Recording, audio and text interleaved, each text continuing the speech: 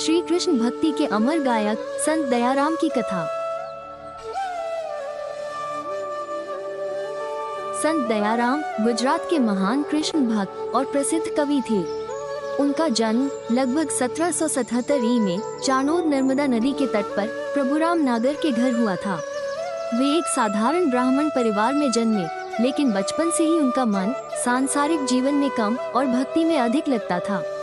कम उम्र में ही माता पिता का निधन हो गया, जिससे उनका जीवन कठिनाइयों से भरा रहा। लेकिन इन्हीं परिस्थितियों ने उन्हें भगवान की भक्ति की ओर और गहराई से मोड़ दिया।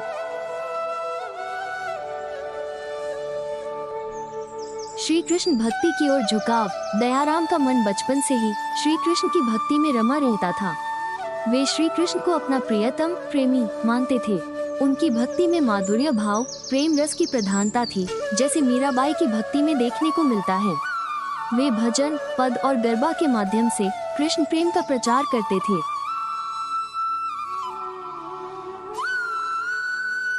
पहले वे केशवानंद सन्यासी के शिष्य हुए, फिर इच्छाराम भट्ट के, जो पुष्टिमार्गीय वैष्णव थे। दयाराम ने अनेक बार तीर्थ यात्रा के उद्देश्य से भारत भ्रमण किया। मथुरा वृंदावन की कृष्ण भक्ति तथा अष्टछाप के कवियों के ब्रज साहित्य ने उन्हें विशेष आकर्षित किया। ब्रज में ही उन्होंने वल्लभ संप्रदाय के तत्कालीन गोस्वामी श्री वल्लभ लाल जी से दीक्षा ग्रहण की तथा आजीवन पुष्टिमार्गीय बने रहे। अनुभव मंजरी नामक अपनी रचना में दयाराम ने स्वयं को नंददास का अवतार माना है।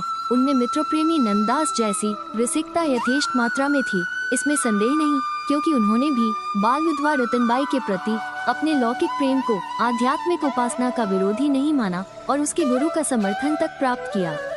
वे अष्टछाप के कवियों की तरह स्वयं संगीतज्ञ भी थे तथा उन्होंने गोपी प्रेम से परिप्लावित बहुत संख्य पद गरबी रचे हैं। भाव समृद्धि की दृष्टि से उनका गरबी साहित्य गुजरात में विशेष लोकप्रिय एवं समादृत रहा है।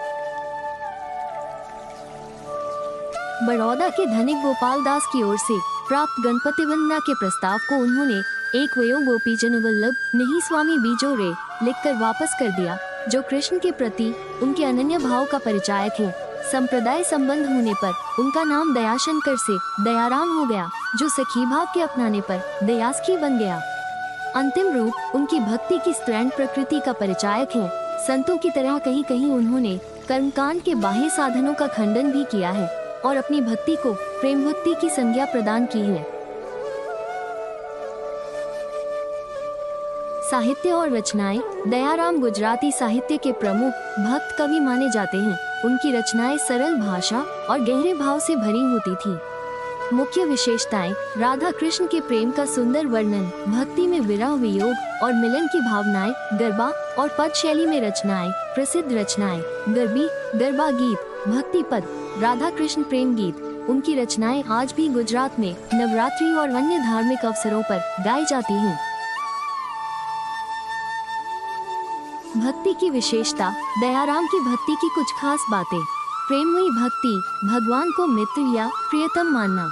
सरल भाषा, आम लोगों को समझ आने वाली भाषा में भक्ति, संगीतमय शैली, भजन और गरबा के रूप में प्रचार, आंतरिक समर्पण, बाहरी दिखावे से अधिक मन की शुद्धता पर जोर। जीवन का अंतिम समय। संत दयाराम ने अपना पूरा जीवन कृष्ण भक्ति और साहित्य सेवा में बिताया। उनका निधन लगभग 1852 में हुआ, लेकिन उनकी भक्ति और रचनाएं आज भी जीवित हैं। दयाराम ने गुजरात में कृष्ण भक्ति को जन जन तक पहुंचाया।